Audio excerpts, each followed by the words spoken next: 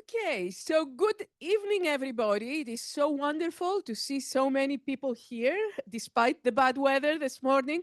My name is Anastasia Lukaitou-Sideris. I am the interim dean of the UCLA Laskin School of Public Affairs, and I'm thrilled that you have joined us tonight to welcome our esteemed guests and to hear about the very important, very timely topic of bipartisanship. On behalf of all of my colleagues on the faculty and staff at Laskin, it is my pleasure to welcome you to this special event that is held in partnership with the Los Angeles World Affairs Council and the UCLA Berkeley Center for International Relations. Um, as we always do at UCLA at events, before I continue, I need to recognize that as a land-grant institution, we at UCLA acknowledge and honor the sacrifice of the Gabrielino Tokva peoples as they were the traditional land caretakers of the land upon which our precious campus now stands. But I wouldn't be a good dean if I would not take just a minute to talk about my school, the Laskin School of Public Affairs. It is named after Mayor and Rini Laskin, whose generosity and vision have made much of what we do possible. Just celebrated Mr. Laskin's 100th birthday last Saturday. Our school brings together scholars in urban planning, in social welfare, in public policy, and most recently, real estate development to offer undergraduate, master's, and doctoral degrees within one unified academic unit. We have just welcomed a full cohort of students to our newest program this fall, our master degree in real estate development.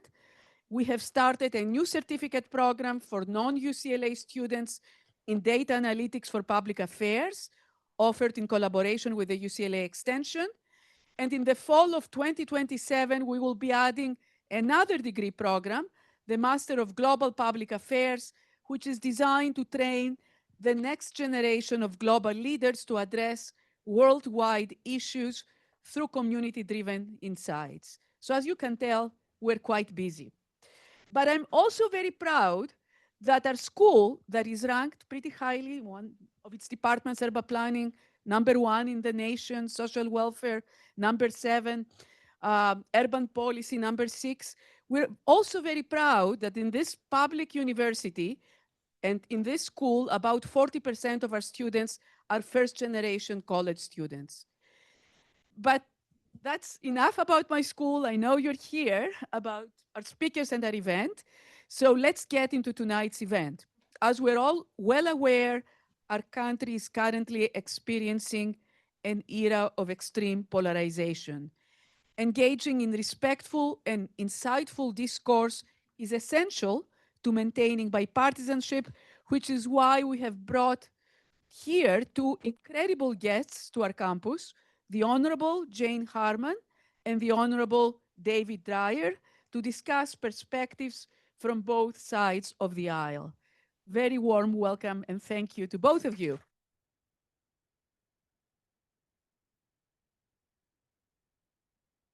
You are going to hear about our guests in a few minutes, so I would like to introduce first the Honorable Julian Gold, who is a board member of the Los Angeles World Affairs Council and a former mayor of Beverly Hills, who will tell us more about the format of tonight's event.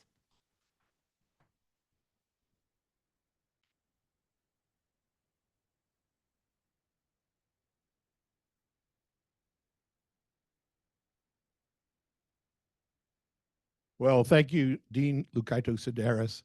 It's an honor for me to be here this evening. I'm representing our chair, Maria Contreras-Sweet, who could not be with us today, as well as our entire board. We have 3 board members I know of that are here, Beth Lowe, Barry Sanders, and Nick Stonington, who will be a little bit late. But we're all here representing the World Affairs Council. And I want to thank our partners at the UCLA Berkeley Center. I'm sorry, Vitoire. Oh, I recognize that. If you'd like to stand, please. I'd like to begin by thanking our partners at UCLA Berkeley and the entire Luskin School. I have to say that as I look around the room, so the mission of the World Affairs Council is really reflected in the conversation that we're about to hear between our two speakers this evening. It's really about the need, the opportunity, actually the imperative to have thoughtful, polite, collegial dialogue so that we can understand each other and hopefully come to better decisions about what exactly it is that we want to do. Sometimes in today's world, we don't have that, probably, unfortunately, more often than not. So this is really important, but as important as it is for us to have that dialogue, it's really important that you are in this room. I look around the room at all the students in this room, and really, this is about you. It's not really about us so much anymore. We've kind of been there, done that, but it's really about you. Because the lesson, you need to know the lesson. You have to move forward with all of your colleagues as you move on in your careers. And the lessons of collegiality and civil discourse are things that will serve you well and will be imperatives for what you do in your life and how successful you ultimately come to be. So with that, I'm going to get off the stage, and I'm going to turn it over to Richard Downey, who's our CEO and president, who will kick off the rest of the conversation. Richard.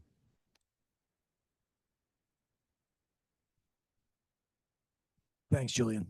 By the way, as Julian mentioned, as a member of the board, you should know this is not just a discussion. I'm going to be introducing our moderator in just a moment, but just so you're aware, this is actually also a continuation of what we had was our inaugural World Prize Gala. And the two architects of the gala we had on the 30th of September was a wonderful event. I mean, some of you that were there can attest what a terrific night it was.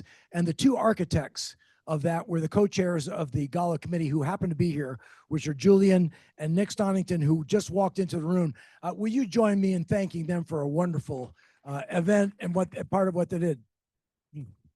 And after this event, after the moderated discussion that we have, and you'll be part of it, we want you to be, there's a portion after the moderated discussion where you have a chance to ask questions. So please be thinking about this during the period here, and we'd love to have you be part of this conversation. But after that, we'll be presenting the award, the World Prize Award to Representative Jane Harman.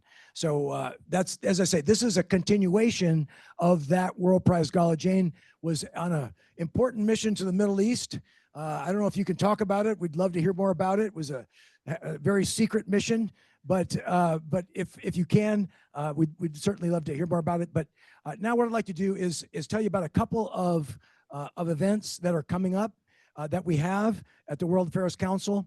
On the 5th of November, we have District Attorney Nathan Hochman, who's, some of you are aware, he took over from George Gaston, a very controversial district attorney.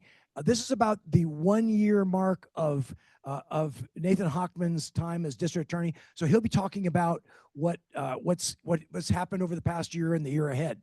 On the 13th, for our young professionals here in the audience, we have a mixer, and also it's a screening of a discussion of a book about Hollywood versus China.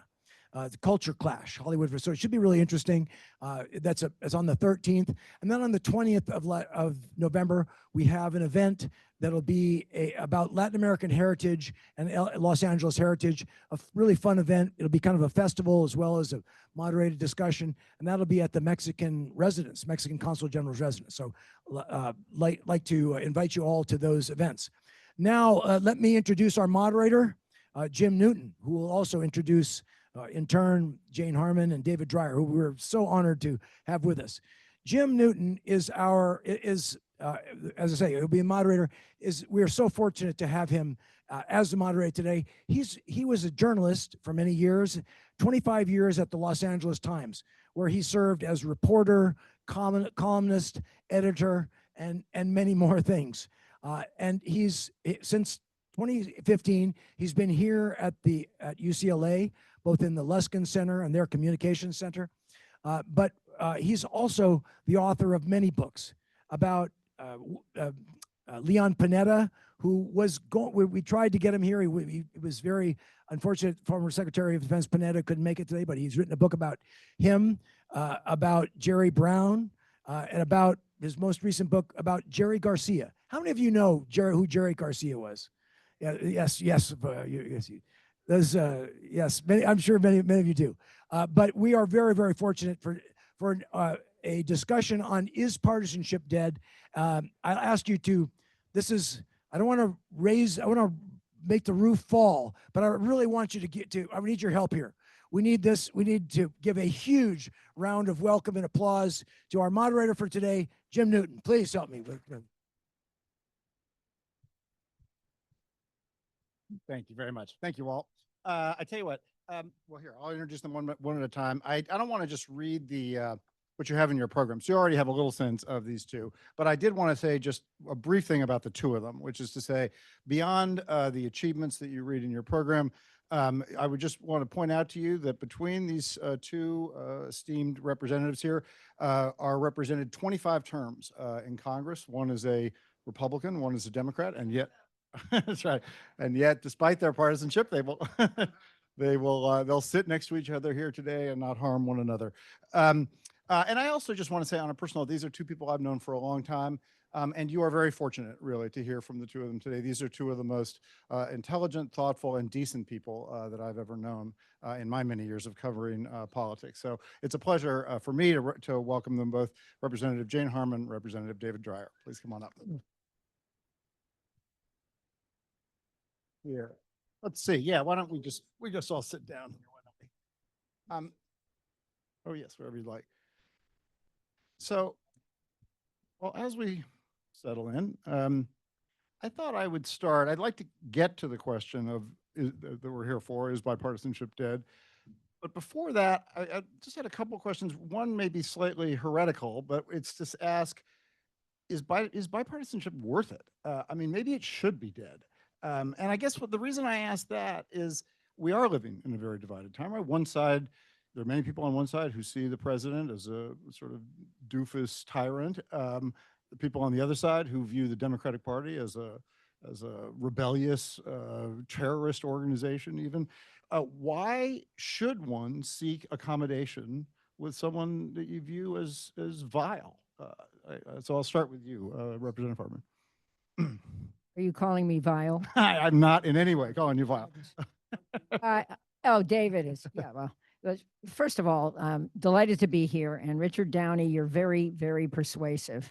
But I have to recognize three people there. I have lots of friends. I've stacked the audience. And when David says something I don't agree with, I assume you'll all boo. But I mean, does anyone not remember Chancellor Al Carnesal right there, you probably don't remember this. David might remember this. In 1998, I ran for governor of California and lost to Gray Day. Yeah, you forgot that. And so I had to give up my congressional seat to do that. So there I was out on the sidewalk, and Al said, "Why don't you come and be the Regents professor at UCLA?" So that's really cool, isn't it? So he picked me up, and then I got talked into running for 5.5 more terms in Congress. Go figure. David was responsible. And while I love all of you, the two I love the most are my children, Justine and Dan, who live in Los Angeles. And even more important than they are there between them 5 grandchildren. So, hey, 5, count that. Yeah, okay. All right. But bipartisanship, to answer the question, definitely matters. Or what really matters is if you're lucky enough, and it used to be a good job. I'm not sure it is anymore. But if you're lucky enough to be elected to the United States Congress, what you want to do there is add value. How do you add value? You work with other people to solve hard problems for the country. And some of those people may not be in your political party. And, you know, David, I'm sure we disagreed on a few things, but I was kind of looking up our records. We didn't disagree on much. And we certainly work together, both for California and on some of the tough issues. So just saying, I think it matters a lot. And it is a tragedy right now that Congress is closed for business. Well, let me just say at the outset that I had a very high opinion of Jim Newton. But I have to say that what he's just asked is one of the stupidest questions I've ever heard in my entire life. And the reason I say that is that Can someone all cut the one feed here? yeah, all one needs to do, all What one is needs to do, here? you're vile, in fact, I will say, Jim. So Fair enough. all I will say is, did you ever read what James Madison wrote in Federalist number 10? He envisaged in Federalist 10 a clash of ideas, but at the end of the day, a resolution. And so why you would ask a question like that is, to me, and to open this up, I mean, it's very sad that you would have to open it that way, Jim Newton. So I just wanted, Richard, could you have gotten somebody better than Jim to have posed this? So now that I've insulted our moderator, I have yet to insult my friend Jane. And I won't do it in front of her two children, but I will say that I am happy to be here with more than a few people. This is a big school, and I have to say to the dean, to the chancellor, and to everyone associated with it, it's a great place. I went to a tiny, tiny school on the other side of town, and because I was coming to your campus, and because we have the former chairman of our board of trustees, Bob Lowe, here in the room, I just want you all to know that I wear my Claremont McKenna College socks to defend myself if there were any kind of attack that might be coming towards me. But I will say that there are lots of great friends too, and it's nice to see you, Nick, and Beth, and Chris, and all. And Scott Woolley back here, I have to say, I'm going to mention him because he's on a project that we have so many students here that we've already talked to the dean about. Scott and I are co-founders. We are launching something called LA Reported because there is a desperate need, and Jim and I have been talking about this. There's a desperate need for good local journalism. And when Jane and I served in the Congress, we had lots of daily newspapers that would challenge us and raise questions. Today, people who have the job that Jane and I had for all those 25 terms, as Jim said, simply go on to their social media and they're not challenged. And so Scott and I are starting a thing. I want you all to look at it. We're going to launch in January, LA Reported, and I'm encouraging investigative journalism, which is so desperately needed. The LA Times has just done a great stories, but we're starting this in our quest to bring about this news magazine. So go and look at LA Reported, and you'll be able to see it in January. And what we said to Dean Anastasia is that we hope that some of you as students might consider joining us if you have any kind of interest at all in journalism. So that's my long answer to your question at the outset here, other than to say it is vitally important. It's essential, and the framers of our Constitution, at the end of the day, following that clash of ideas, wanted there to be a resolution. And I have to say that 25 years ago, Jane said to me that I was like a brother to her, and I've always remembered that. And I was thinking about it as I was driving over here, and she's a Democrat, I'm a Republican. We did have disagreements. I mean, she said she looked at our records now coming into this, and I will say that I was really concerned with. You were entitled to be wrong once in a while. Well, let me just tell you how right I was and how wrong you were on one of the very first things that you did when you came here. And it was, and it took me a while to overcome, because in 1979, Ronald Reagan announced his candidacy for president of the United States. And in that announcement, he envisaged an accord of trade among all the Americas. So 7 years later, when I was in like my third term, I introduced the first legislation in the Congress that called for the elimination of tariff barriers among Canada, the United States, and Mexico. It ultimately became, in 1993, the first year that Jane served, I was the Republican with Bill Clinton. I traveled the country and the world with Bill Clinton in a bipartisan way, and I begged Jane to vote for the North American Free Trade Agreement in 1993, and she voted no. And it took me a while to recover from that. And so now I guess, I mean, so she and Donald Trump just wanted to tear this thing up. I mean, is that basically what has happened? But I will say, moving beyond that first disagreement that we had her first year in the Congress, and I'd already been there I went in 1980. So And I lived in the dormitory at Claremont McKenna when I first ran for Congress, by the way. I just wanted you all to know that. Any of you who are aspiring, I don't encourage people to go in there right now, but I hope in the few years it'll be a little bit better and there'll be a better opportunity for you to go in. And I do thank God every day that I chose to leave when I did a decade ago. But I will say that I really, really, really do believe there's so many issues which Jane and I worked very closely on. And you talked about the Middle East, Richard. I remember so vividly, I was able to lead 4 of the 5 election observer missions in Egypt. And I remember Jane was on at least one of those. And I can remember in the middle of the night, here we were trying to encourage the development of democratic institutions, political pluralism, the rule of law in a very, very bipartisan way. And needless to say, it has been a struggle. And the wonderful ceasefire that we have just seen in the last 24 hours is, interestingly enough, this is why I was kind of turned upside down, coming about. Why? Because the President of the United States has an alliance with people who we were hoping would face the voters at some point in their countries. And sadly, it hasn't worked out that way. So there's a hell of a lot of work to be done. I ask each of you, since each of you are speaking on behalf of the importance of bipartisanship here, can you give us an example or two of an issue where your view of something changed or modulated or evolved because of your contacts across the aisle, something where you not just enjoyed the other person or were friendly with them, but where the bipartisanship actually resulted in some change in your position? I'm hoping she'll say the North American Free Trade Agreement. That's my dream. Oh, actually, following that, I read it and I didn't, just to defend myself, and I didn't think it was a very good agreement. Apologies, David. I don't think you drafted it. You were just shepherding it through the Congress, whom I also love, Republican. Wrote her in for president on my ballot. Oh, okay. Anyway, I think we all know Carla Hill's from Los Angeles too. But I didn't think it was a very good agreement. But my views on, I always was a free trader, and my views on trade, and especially U.S., Canada, Mexico trade, evolved, and I did vote for the subsequent agreements. What changed my view? I'll talk about one thing. I was elected in 1992. The Democrats were in the majority.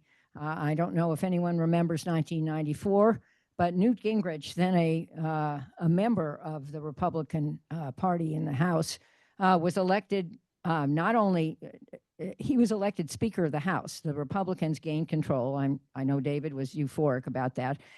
Tom Foley, who had been the Speaker of the House, not only lost his speakership, but he lost his district. It was a really enormously, listen, you all understand earthquakes. It was an earthquake in the House. And so Newt came to power, and he had something called the Contract with America, which we voted on late at night. And I'll tell one story because Justine will kill me if I tell this story. But I called her. She was then about 8. And I said, Justine, I can't come home to put you to bed because I have to stay late to vote on unfunded mandates. That was a piece of this contract. Unfunded mandate, in case you don't know what that is a federal mandate which has no money attached to it. And so that's very controversial. And I said, Justine, I can't come home to put you to bed because— How'd you vote on that? How did I vote on that? And how did you vote on that? But anyway, she said, Mommy, why is staying late and voting on unfunded mandates more important than coming home and putting me to bed? And anyone who can answer that question, raise your hand. But my views evolved, actually, this is the serious answer to you, on the budget.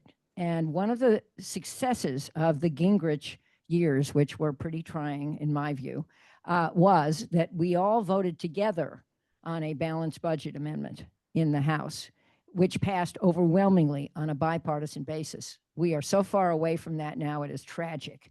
And the U.S. debt is really a national security threat to our country, seriously, not kidding. And the fact that we could come together and do that, it wasn't something I had thought that I would be excited about, but I got into the debate, and after that, I became something called a blue dog, which were the fiscally responsible, or that's what we thought we were, and I think we were, Democrats in the House, and stayed that way for the rest of my terms. So to answer your question, Jim, that was a good question, by the way. I just wanted to say, as opposed to the first one. You're going to grade Yeah, each yeah, question? yeah, I'm grading your questions. Appreciate that. So when I left the Congress, I actually joined the Obama administration, which was kind of seen as heresy. You and I were both members of the Foreign Affairs Policy Board. And President Obama asked me in 2013, and I for 2 years did that. And the main reason that I did it is that I believe passionately in something that was going on, and it still sort of exists, but the United States of America is not engaged in it because, unfortunately, in a bipartisan way, there has been opposition to what I thought would have been one of the greatest things around, and you would have supported the Trans-Pacific Partnership. And I know you were a strong supporter of that. And I stayed actually longer in the Congress than I did because of that. And Bob, it's my Claremont education that really made me what my staff was always irked when I would characterize myself as a blind free trader. I mean, I believe in the elimination of any kind of barriers. I always said that I didn't believe that I, as a member of Congress, had the right to say to the American consumer that you can't have access to the best quality product at the lowest possible price. And I believe in the free flow of goods, services, capital, information, ideas, and people. And so I was criticized by people in my party, but I joined the Obama administration right after I left from the Republican leadership into the Obama White House and did that. And that was something that, because of the work that I had done, primarily on the Colombia Free Trade Agreement, which I know, Richard has been very involved there, and I did that, and I worked with President Obama on that, and it was an area in which he had an impact on me, and to the point where he convinced me to join his administration. But one of the sad things is, just to add to that, when Hillary Clinton, whom I greatly admire, was running for president, she came out against TPP because sadly both parties now have very strong anti-trade wings, and trade legislation is highly unpopular. The irony of that is that when Hillary was Secretary of State, I introduced, after you and I were in Cairo on that mission there, I introduced a U.S. Egypt free trade agreement, and Hillary actually encouraged me to do that. And so, it does show you how politics can play a role in decisions. And it was very politically unpopular Donald Trump was leading the charge on this. And then, and Joe Biden had been a supporter of many trade agreements in the past too. And so the Democratic Party sadly has gone that route. Now I have this fantasy, this wild fantasy that maybe because Democrats, being led by our former colleague, Jared Polis, the governor of Colorado, who we just give the civility award at Claremont to, along with Spencer Cox, the now famous governor of Utah, who handled after the Charlie Kirk shooting. Maybe that's a presidential ticket. Yeah, exactly. That would, in fact, those two. We gave the civility award to the Dreier Roundtable at Claremont. You know why? What they created? You know what they established? It's called Disagree Better at the National Governors Association. That's why they got this award. But the point is Jared is leading the charge in the Democratic Party today for free trade as a governor, and governors do that. And so my fantasy is that we will see the Republicans get their senses and get back to a free trade position, and we can have a bipartisan coalition for free trade in pursuing that, and our global leadership role with it. Ever the optimist. I was elected with Reagan, remember, so I had no choice but being an optimist. Is Tip O'Neill famously observed that all politics is local, right? And that may or may not have been true, but there's something to think about. And if true, it may. I wonder. Let me just offer this for your consideration. If that were true, it seems like that might have the effect of squeezing some of the ideological division out of politics, right? There's not, at the local level, some of this hyper-partisanship is a little less obvious, right? It's hard to have a Republican way to fix streets or a Democratic way to pick up the trash, right? But I wonder if that's changed, if it was true when O'Neill said it, and if it's less true now, if it may be that even local politics are being nationalized now. I mean, I wonder just either of your, or both of your reactions to that idea. I have said for a while that being governor these days is a much better job than being senator. Seriously, because you're in a position to solve problems for your state rather than wait on the leadership of your party or the other party, depending on which is the majority, to call votes, which is enormously frustrating. and a waste of time, in my view. So I think in most cases, those are better jobs. Some governors are extremely political in both parties, but most of them, a guy like Spencer Cox, whom I met last week, is just stunningly impressive and has done an amazing job in Utah, even without the horror of the Charlie Kirk assassination. And I think someone told me that Charlie Kirk would have been 32 today. Imagine how young he was to have the impact that he did. And to young people, in case I forget this, all of you, when you hit 18, better register to vote, however you want to vote, and you better show up, because the voting percentage for young people is dismal. And then you better consider running for office. If you don't like the people who are there, you're skilled and you can be better. And it's pretty hard to pull off. It took me a while. I had this great dream at your age. It took me a long time, but I pulled it off, and you can do it too. So it's 180 degrees from what Tip O'Neill said. I mean, you mentioned Tip O'Neill, Jim, so it reminded me of the great story of when he announced his retirement. So just imagine what I'm about to tell you. Imagine this happening today. So Ronald Reagan invited Tip O'Neill down to dinner in the East Room of the White House. And Reagan stood up at the end of this dinner as Tip was going to retire, and he looked at Tip O'Neill and said, "Tip, if I had a ticket to heaven and you didn't get one too, I'd give my ticket back and go straight to hell with you." And that was the relationship that existed there. So to your point of all politics being local, today, if you look at what has taken place, all politics are national. They've all been nationalized. Very rarely does a local issue play the kind of role in elections that it used to. I mean, I'm sure there's some districts where local issues can play a role, but I mean, it's literally, when Tip said all politics are local, it's really turned upside down now. We're going to come to all of you with questions in just a moment, so I'm just going to ask another one or two. But when we look back, or when you look back, and if you tried to chart the moments that contributed to this decline in bipartisanship or civility or both, a lot of people would point to the Bork nomination in '87. A lot of people would point to the contract with America in '94.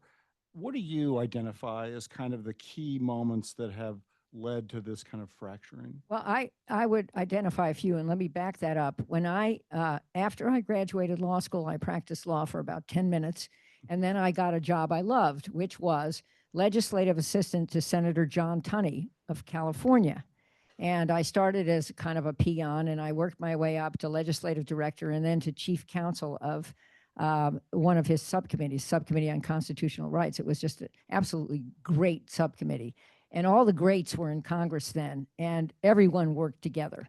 And one incident that I recall, which was just amazing, was on the Senate Judiciary Committee. The chairman was a guy named Jim Eastland from Mississippi, an avowed segregationist. Think Strom Thurmond, whose views evolved, but Eastland's never did. And we, in 1975, had legislation to expand and extend the Voting Rights Act, which of course Eastland hated. Why would he like that? And our subcommittee reported this bill, and he could have bottled it up as the committee chair, Democrat, and Democrats were in control. And instead of that, he stood aside so we could call it up on the floor, and it passed with Republican and Democratic votes. A number of Republicans were very, very, yeah, well, and trying to think of it, yes, from New York, Jake Javits, and from Massachusetts. What is wrong with me? Ed, isn't this good to have an encyclopedia next to you? He filibusters, but he's a very good buddy.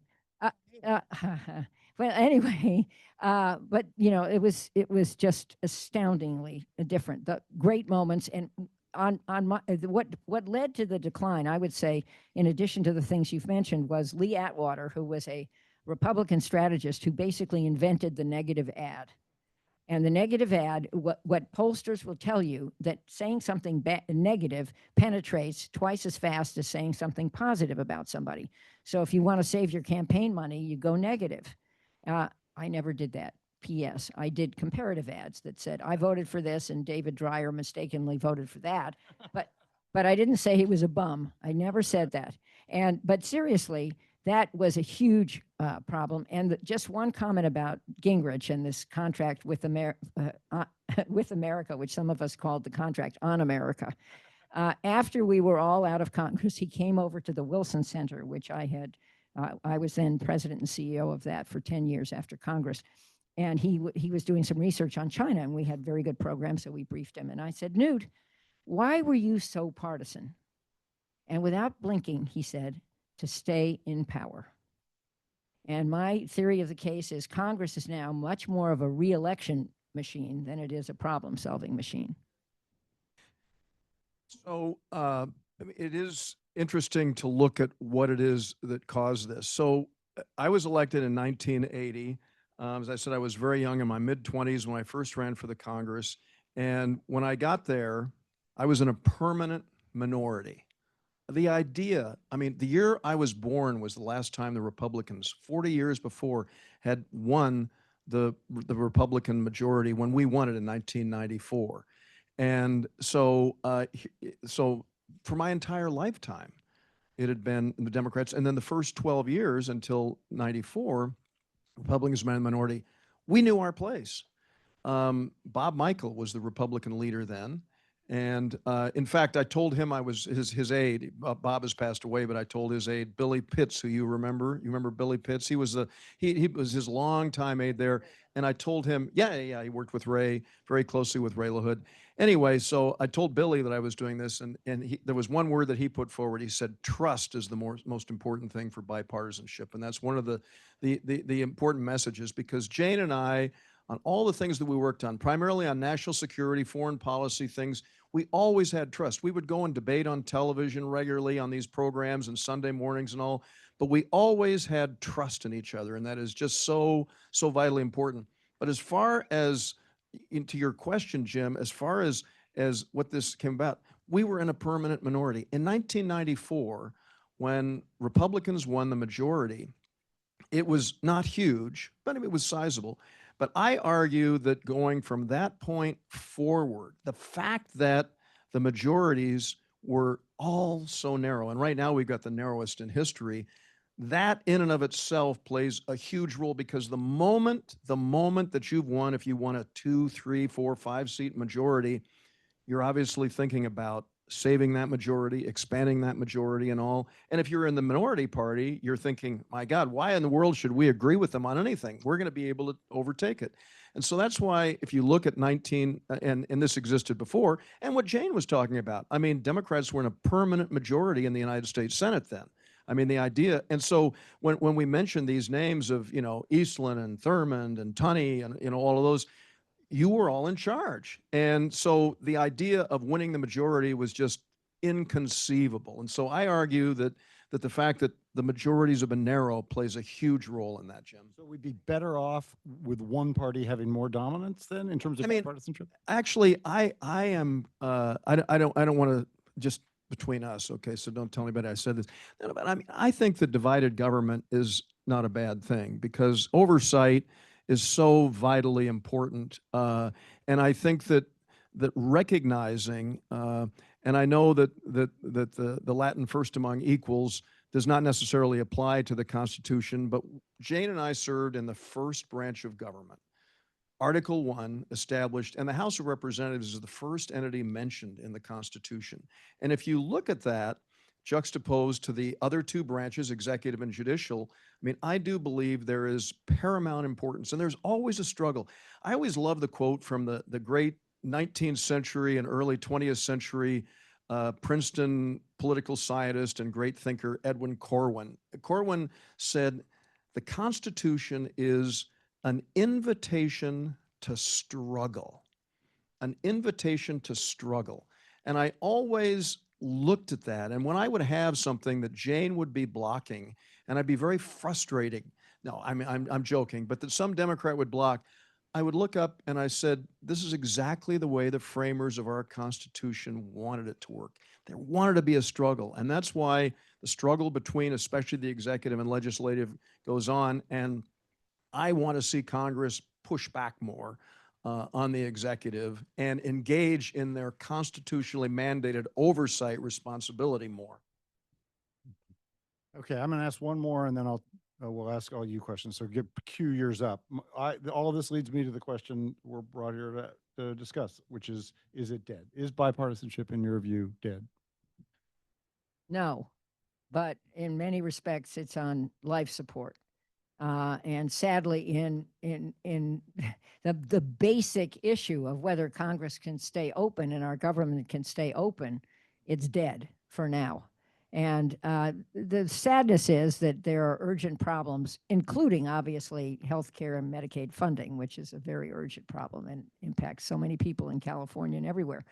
But Congress actually does work on about 75% of the issues. It's the 25% that get all the attention. David's new press thing is going to expose the rest of what Congress does, which I think is a good thing. It would be very helpful. But that's what we hear about. And there it's frozen. And so I'm hoping that, I don't think it will happen with this presidency. I'm sure it won't, but maybe the next one, whoever that is, will focus on making Congress work again. Congress can't make itself work. Why is that? Because the leadership of Congress is elected by the membership of Congress. And at the moment, the way the primary system works, the people who are on the more extreme ends of each party are the ones who are elected. So that pushes the leadership away from each other. The people in the center, I was a centrist, and I've been saying I should be embalmed in a museum, given my views. Pro-trade, pro-defense, pro-business, progressive Democrat. Oops, there are 5 of us. So seriously, until that changes, Congress won't be able to be the Article I branch of government. You're right, David. I like all your quotes too.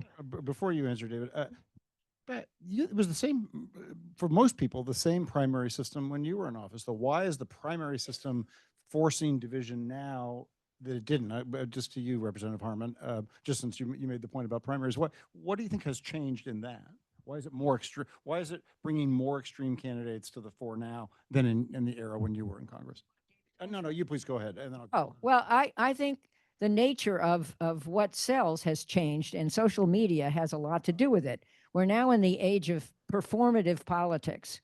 Making noise and being more extreme and different is more important than being serious and focused and boring. I think that would be me sometimes. I don't know if my kids agree, but hey, I mean, I really actually tried to understand the policy and not just to scream and yell. And a lot of people in Congress, not all, but a lot of people win primaries that way and come to Congress that way. And guess what? That's what we get. Sorry, sir. So I don't think that bipartisanship is dead or even on life support now. Interestingly enough, somebody said to me the other day when I told them that we were going to be talking about this, if you think about policy outcomes, in many ways, Donald Trump has taken on many aspects of Bernie Sanders' agenda, making that bipartisan. Tariffs, number one. Entitlements. Remember, Donald Trump has repeatedly said, don't touch Medicaid. And so, you have, Republicans would traditionally say, we don't want to obliterate Medicaid, but we obviously want to make it, more responsible. We want to deal with waste, fraud, and abuse and all that. But Trump says, don't touch Medicaid. So embracing it there. Some degree of nativism, has existed in a bipartisan way. And if you look at unions, Donald Trump has enjoyed the support of many unions. So if you look at some of these issues, there actually is bipartisanship. Not necessarily the bipartisanship that I would support on a number of issues, but it has existed. And so it's not dead at all, Jim, and I think it is alive and well. I will say to Jane, to just clarify, Democratic President Bill Clinton signed 60% of the contract with America when it came across his desk. There were a number of things that he actually embraced. Welfare reform. That was one of the issues. Voted for that. I know. So you voted for items in the contract with America. And listen, obviously I championed it. I was there. I helped put it together early on. I didn't support everything. There are a number of things that I opposed. I opposed term limits. They had, the notion of term limits. I mean, I believe that I take kind of a reverse view. And I did this actually with Russ Feingold, who was a senator who worked with John McCain. And I actually introduced legislation that repealed the prohibition of foreign-born running for president of the United States and repealed term limits on the president of the United States. The idea being there are 12 million Americans we can't choose from. And at that point, I envisaged Jennifer Granholm and Arnold Schwarzenegger running against each other. Jennifer was born in Canada, Arnold in Austria. And I said, let the process work. I mean, we could have had Madeleine Albright. Henry Kissinger could have run for president of the United States if we didn't have that. So those were, there's another bipartisan thing that I worked on then and continued. I brought a prop with me before we get to your questions that I do want to show because, well, many people think that this lack of bipartisanship is something new. I was given, this was named the photograph of the year in 2009. So right after Barack Obama was elected president, and I will say this, a guy called Dick Helton, who was a longtime anchor on KNX News Radio here, was in Washington in January of 2010. And he just a year or so ago sent me a photograph of the Republicans when Barack Obama was delivering his acceptance speech, his inaugural address.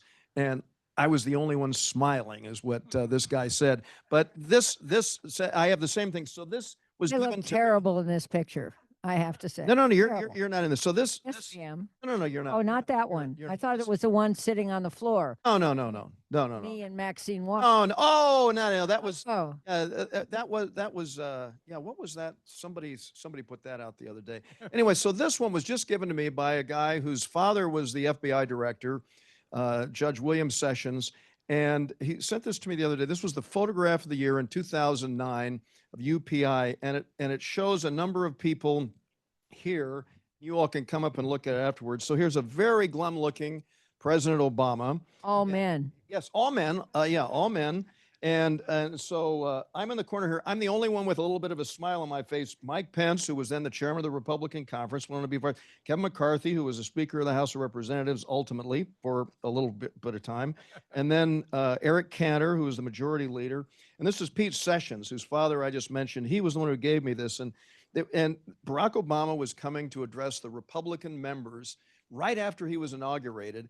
And look at how unhappy everybody was there. I did have this little bit of a smile on my face, but everybody else was so glum and unhappy. So there was not a great desire for bipartisanship. But remember, at the end of the day, I actually joined his administration. So these guys were not happy that I did. The picture I thought you were going to show was one you sent me. Right. You look horrible in this picture, so I don't want you to see it. But it's David sitting on the floor of the House during the State of the Union message. Right. And where the Democrats sit on one side and the Republicans sit on the other side, except David came over to the Democratic side and sat between me and Maxine Waters. Right. And I did that because I would have traditionally sat at the Republican leadership table, but I said that there are a few things. This was an interview I did in the wake of Charlie Kirk's assassination. One of the things I said that could be done is, I mean, most of you have probably watched the State of the Union address delivered by the President of the United States. The Republicans stand up and cheer if it's a Republican president, the Democrats boo, and vice versa. And so I said, I left the Republican side. I said, I'm going to go. And I sat between Jane and Maxine Waters on the Democratic side during, I don't even remember, what was it, Barack Obama? Maybe Barack Obama's then. But I went over there because I said, there are little tiny things like that. That can be done. And there are people out there who do try to shatter this. One of my friend, William Baker in here, who is a recent graduate of UCLA, is one of the producers for Bill Maher's podcast that he does. And Bill Maher regularly tries to challenge both sides very, very well. And you know what? He never did that until William Bacon started to work for him. And so I credit with this UCLA graduate with getting Bill Maher to do that. But seriously, I do think that more of that kind of thing needs to be done. Okay, now is your turn. We have someone. Oh, yes, of course. And you could choose that person. Yeah, Jim, you'll pick who will. Raise your hand. All right, how about Here, I'll give you my mic. Here you go. Oh, we got two. Okay, this is Passing the mics. Okay. Okay, perfect. Well, thank you guys so much for being here. And thank you to our moderator who I've had a class with before. Missed those Is he a lectures. good teacher? Yes, very good. Ah, Hope he's a better teacher Did than you- moderator. He has good questions. Great questions in Tell him both. to be quiet. My sister. My question was, what can young people just leaving college who are hoping to go into government, maybe run for office someday, do to kind of bring back that era when problem solving was the focus over taking power or things just being stalled in the government, in your opinion? I think there are still some, including in this area, very responsible people, fortunately, in both parties in elected office at various levels. Go find one and sign up as an intern. I mean, and learn. When I was in high school, I volunteered in a campaign for Congress in my area. I grew up very close to here on Loring Avenue. And a guy named Jerry Pact, nobody will remember him, was running for Congress. And I worked in his campaign. He lost, but I learned so much. And that set me up for the next job and the next job. I mean, you have to be resourceful, and it won't always work. And sometimes you'll get a crummy job and your member that you're working for will disappoint you. But you'll make the member better if you bring your own skills and your hopefulness. And let's remember that the demographic that people have to start targeting is a younger demographic. And you can explain a lot of this to old people like David and me. So it's a great question. It's frankly something that I think about every day, and I meditate. And when I meditate, one of the things that I do, thinking about my purpose, it's to encourage smart, honest, hardworking, well-educated, ethical people into public service, because I think it's absolutely essential. And so just over a decade ago, when I left Washington, again at my alma mater, I'm sorry to say Claremont McKenna College, but I mean, 800 in the whole school when I was there. I mean, the whole school was 800. Average class size, as Bob will tell you, is 16 to 18 students per class. So when I left, my archives went there, and I established a thing that's called the Dreier Roundtable. And we're doing things to address the exact issue that you have raised. And so we have fellows who are working, and we have an internship program that's doing exactly what Jane talked about. And I'm glad to hear that that's how she got started. The same thing. I did an internship for Congressman Barry Goldwater Jr. when I was a sophomore at Claremont McKenna. And so we gave these civility, we're doing a civility award. And it was John McCain's funeral that led me to say we need to give a civility award. It always saddens me that we have to give a civility award, but it's something that we do. And we have lots of our students involved doing just that. And so I think that Jane hit the nail on the head, the internship program. And then again, the students, if there are any programs that you've got here at UCLA that are focused on these kinds of things, I would get engaged. And that's one of the reasons the roundtable at Claremont, we have lots of students who've signed up and are getting very, very involved, because I'm concerned, as Jane is, about the future. I mean, so as I said, I was 25 and was in graduate school and lived when I ran for the Congress. I mean, I ran for Congress with one goal in mind, and that was to save the world. And that was really what drove me. Did a heck of a job, David. Yeah. No, I'm still working on it. It's a work in progress. It is a constant work in progress. I'm still at it in a different capacity now. I do want to put one plug in for another thing that I'm working on too, and I mentioned to Scott. So I got into the media business when I left the Congress. And one of the saddest things that happened in the media business was I was the chairman of Tribune Publishing. We had 150 newspapers across the country, including the Los Angeles Times, New York Daily News, Baltimore Sun, Chicago Tribune was our flagship paper. And on my watch, a gunman went into the newsroom of the Capital Gazette on June 28th of 2018, and he killed 5 of the people who worked for us. It's the deadliest assault against journalists in U.S. history. And so that inspired me to say, I recognize, and this is one of the reasons Scott Woolley and I have spent time talking about this, journalists are public servants just as elected officials are. Jim Newton has engaged in very, very important public service by virtue of being in the field of journalism. And we need to recognize, especially with over 200 people having been killed in the wars between Hamas and Israel and in Ukraine, journalists who are journalists, we need to do everything that we can to recognize them. So when I encourage young people to do, the one thing that you left out with your question is potentially journalism. And so running for office, the foreign service, there are so many things, but journalism is a very, very important aspect of that. And I encourage all of you to just Google fallenjournalist.org, and you'll see the work that we're trying to do in putting together our effort to build a memorial at the base of the U.S. Capitol in America's front yard that celebrates the First Amendment and honors journalists who've died while in pursuit of truth. Finally, an A+ answer from Congressman Dreier. Please, give your. Thank you very much. And I just wanted to say that I want to know, how can we deal with the theatrics that is being fueled with social media and that is affecting us and really basically splitting us further and further apart, because we've become a theatrical performance-based political system as opposed to a system in which we trying to work things out. If I could just say one more thing on the last answer, and I commend David for what he's doing.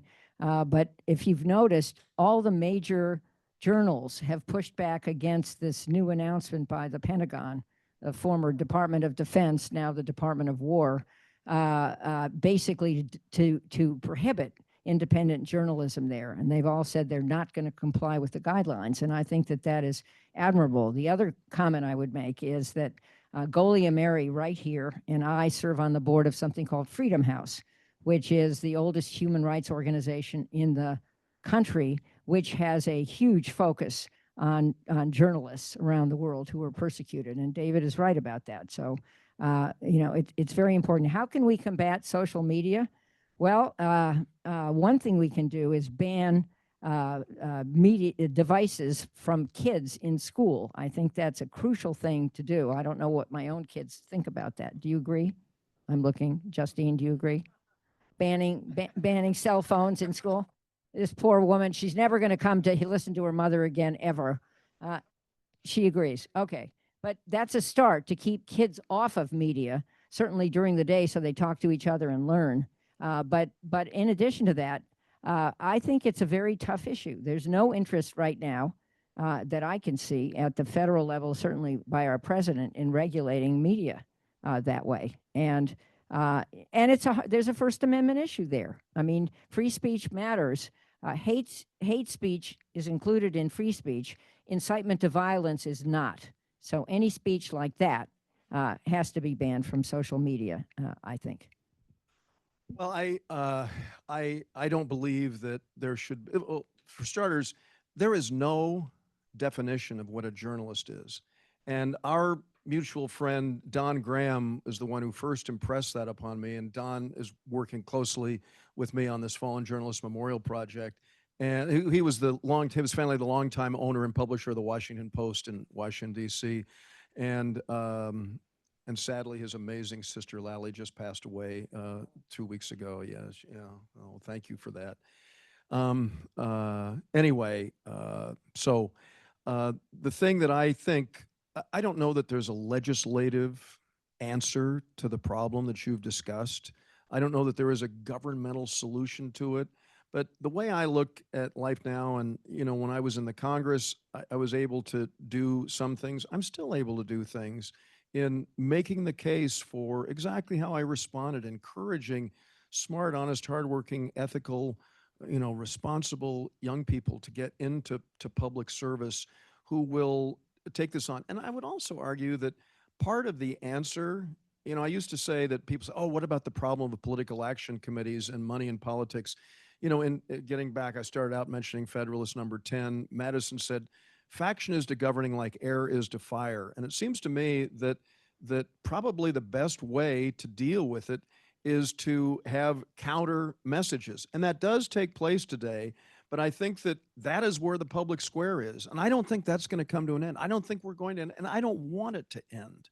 I don't want it to end. And I don't want the government to regulate and control it or anything to do with speech. As I said, this memorial I'm building on the National Mall will have the words of the First Amendment of the Constitution in a lens right in the middle of it. And I don't think we can do anything to undermine that. And it's being attacked. And the definition is really, really tough now. And lots of people are arguing about it. Ted Olson, who was a Solicitor General and wonderful, wonderful guy, he passed away not too long ago. Too. The toughest thing about getting older is losing so many people for whom you have great respect and regard. But Ted Olson said the single most important item in the U.S. Constitution is the First Amendment. And so we need to do everything that we can to preserve and to promote that. And so I think that, as I mentioned, we need to have more debate, just encourage more debate and discussion. I didn't agree with Charlie Kirk on every issue. You know, I'm a small L libertarian leaning Reagan Republican. But I will say this, and some of the things that I've seen that he said kind of horrify me. But the guy did get people engaged, and he did it in an amazing way. And I looked at that tent, you know, because I didn't really follow that closely. It said, "Prove me wrong," and so he did. I'm sure he put plenty of people down because I saw him do that. I'm sure he mixed it up and had some things that he may have regretted having said, but at least he did encourage some kind of discourse, and he wanted civil discourse. He didn't encourage any kind of violence. So I think that more and more of that. I saw a program. First of all, on the first thing that Jane mentioned on the Pentagon, Tom Bowman, who is the NPR correspondent at the Pentagon, was just interviewed, and he said he was talking to a Marine. He was doing a response. I was listening to as I was driving over here, and in that interview, he said that this Marine said, "As a Marine, I will just persevere," and he encouraged Tom, the NPR correspondent at the Pentagon, to continue to persevere. And so that's what we need to do, you know, in our pursuit of addressing with these issues. We just need to be as perseverant as we possibly can.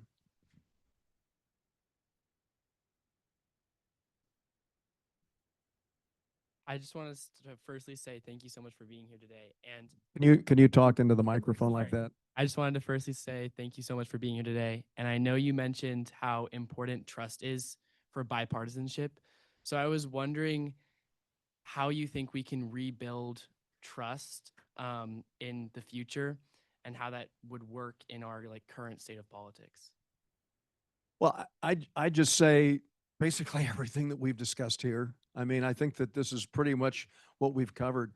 I mean, I would encourage you as a responsible UCLA undergraduate to do everything that you can to get engaged in the political process, whatever your views are. And I mean, as I said, I don't take, you know, I don't, it's not Democrat or Republican for me.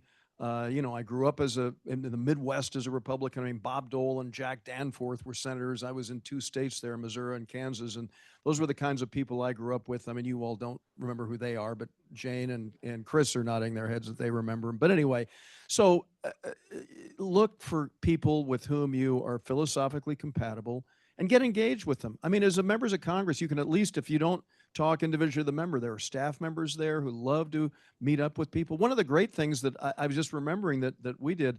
So Tony Blair, who's now going to be overseeing this international security force and everything in the Middle East, called me and asked if his son Ewan could come and intern in my office. And I said, absolutely. And he came, and there were some Democrats who created a stir.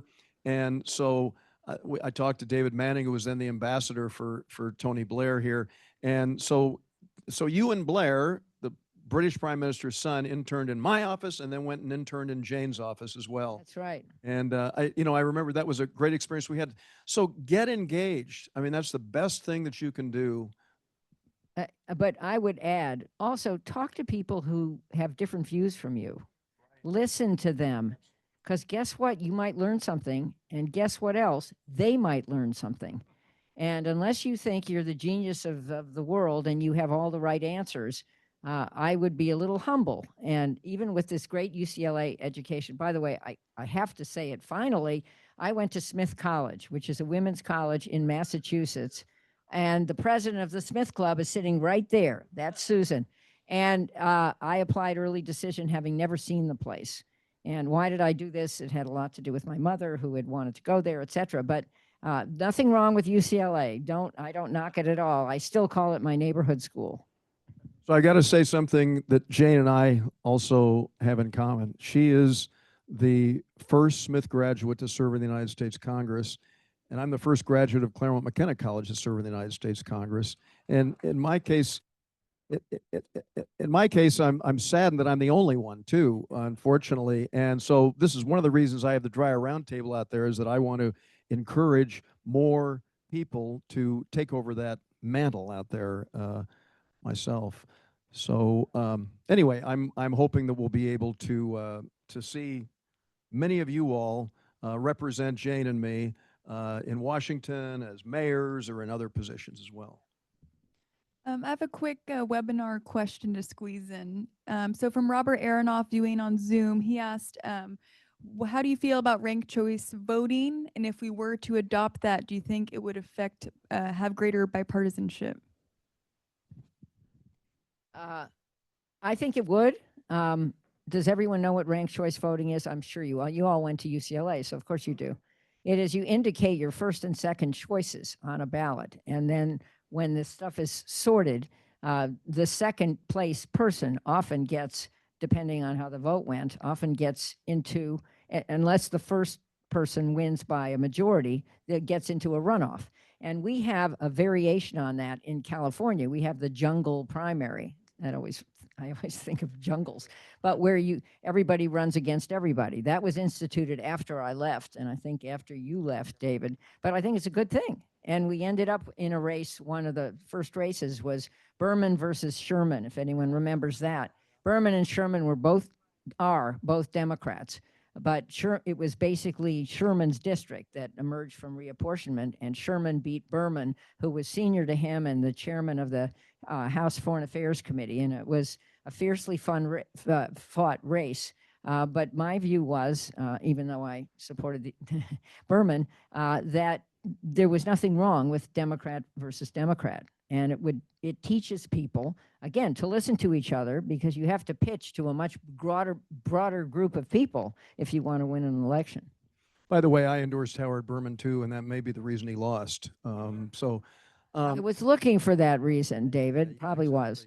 So I will say this, again, Jane has brought up the prospect of a ticket of the governor of Utah, Republican Spencer Cox, the governor of Colorado, Jared Polis, with whom, as I said, we served in the House of Representatives. But the day that we gave the Civility Award at the Dreier Roundtable to Governor Cox, he had a quote which he attributed to his wife, which I found absolutely stunning. And this buttresses what Jane was just saying to you, and that is his wife said, "Where certainty begins, learning ends." And when she was telling you to listen to people who have disparate views from yours, it just reminded me of this great quote of Governor Spencer Cox's wife, "Where certainty begins, learning ends." And that's why I'm constantly learning and looking. And I will tell you, the way things have been turned upside down in Washington, I'm learning a hell of a lot from that. Al Carnesal wanted to say something. Yep, I got it. Thank you, Chancellor. You got it. I want to challenge a bit this, that we're back to bipartisanship. One of the reasons, which you said, one of the reasons that we are, to some extent, is that Donald Trump is not a conservative, which makes things a little, I mean, when I think of conservative, I think of balanced budgets. I think of free trade. I think of originalism in the Constitution. He's none of those things. He's MAGA, not conservative. So it's possible where he differs to get some Democratic votes for things that Democrats like, because he has no ideology. He's That's why I argue, Chancellor, there's bipartisan. But building upon that, I want to ask a different question. What do you think about what's going on with reapportionment and what we're doing with congressional districts, and where does this go? What's said is the elected officials picking their voters rather than the other way around. Yeah, I mean, I think it was terrible for the president to call the governor of Texas and tell him to, at mid-decade, gerrymander and give me 5 more Republican seats in the House of Representatives. And as of now, and you know, some people have, I mean, it's a secret ballot, but I'm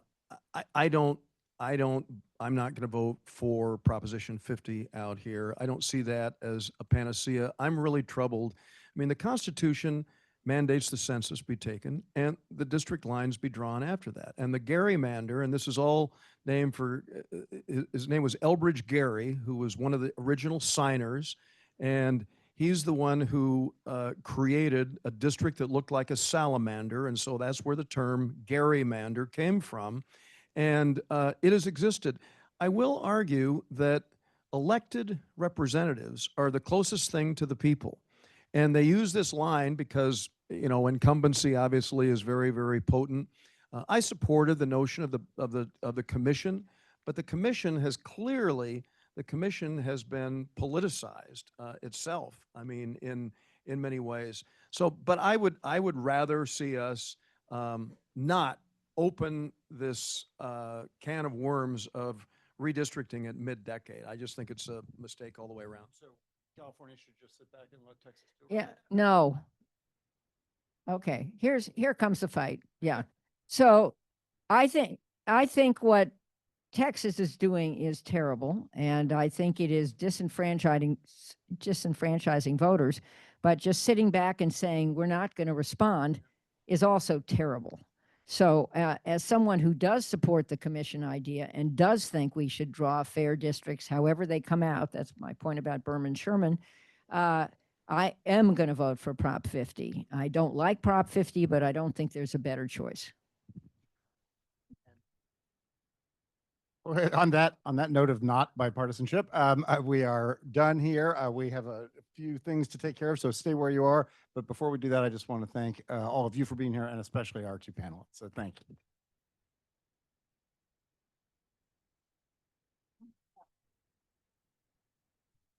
Pretty amazing, huh? Thank you.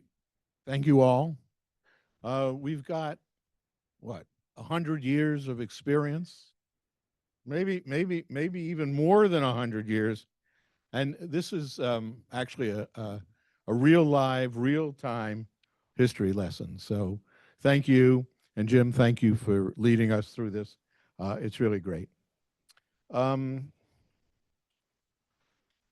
couple of housekeeping things. We have some board members, and I would ask that when we're done, you come up. We'd like to get some photos with our panel, and we'd actually like to get some pictures with our award winner. So as you heard at the beginning, a couple of weeks ago now, a couple of weeks, week and a half, I don't know, time flies.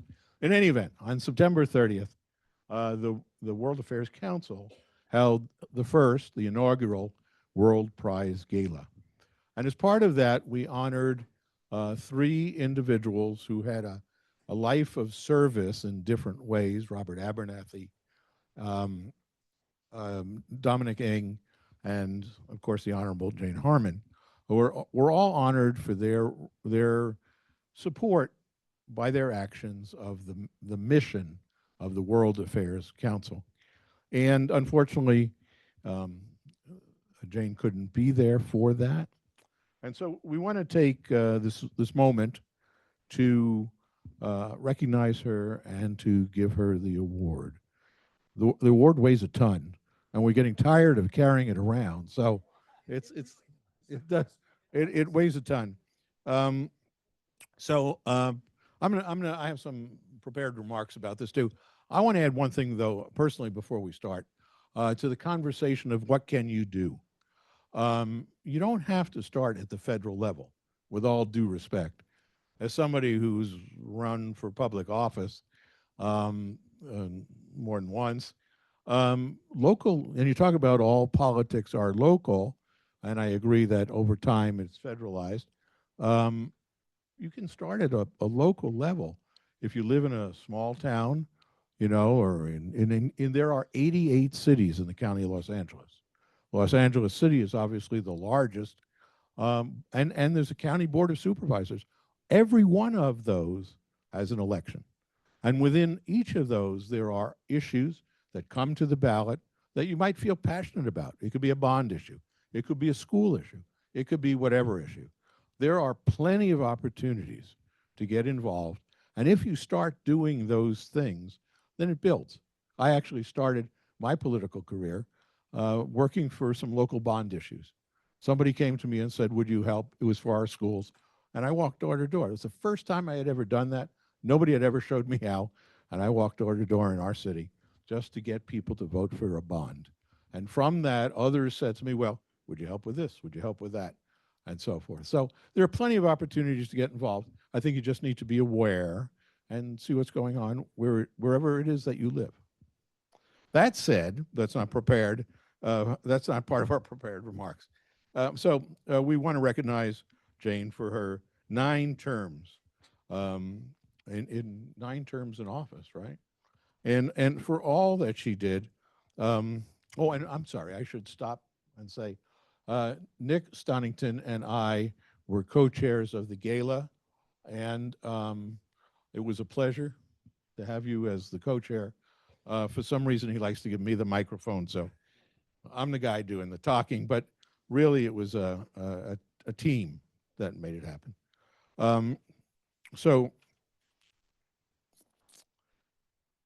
Okay, so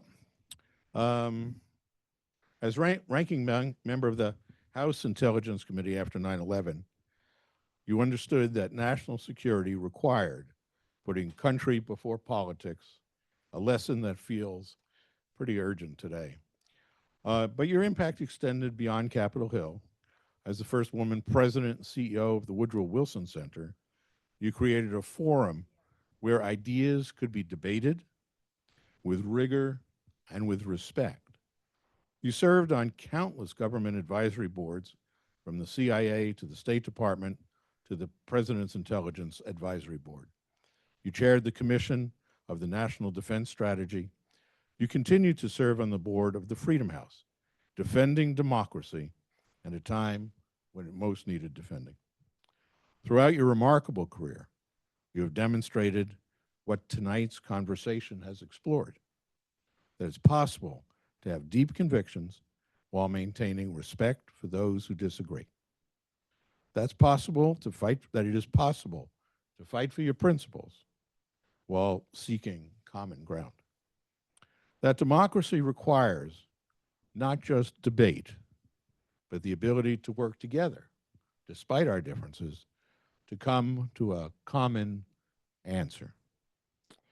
Your recent book, Insanity Defense, reminds us that the challenges we face as a nation are too serious for partisan games. They demand the kind of serious, sustained, bipartisan commitment that you exemplified through the entirety of your career until this very moment. Jane, you're a role model for what civic leadership should be: informed, principled, collaborative, and always focused on the greater good. Your voice matters now more than ever as we work to restore the kind of civil discourse and bipartisan cooperation that you have championed through your career. So it's fitting and appropriate and truly our honor to give you this inaugural World Affairs Council World Prize. And I'm going to let Nick give it to you because he's stronger than I am.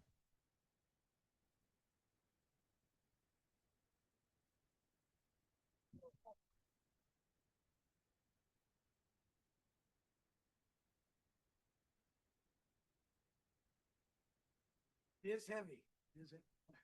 I'd also like to present these certificates to the Honorable Jane Harman, a certificate of honorary membership in the Los Angeles World Affairs Council.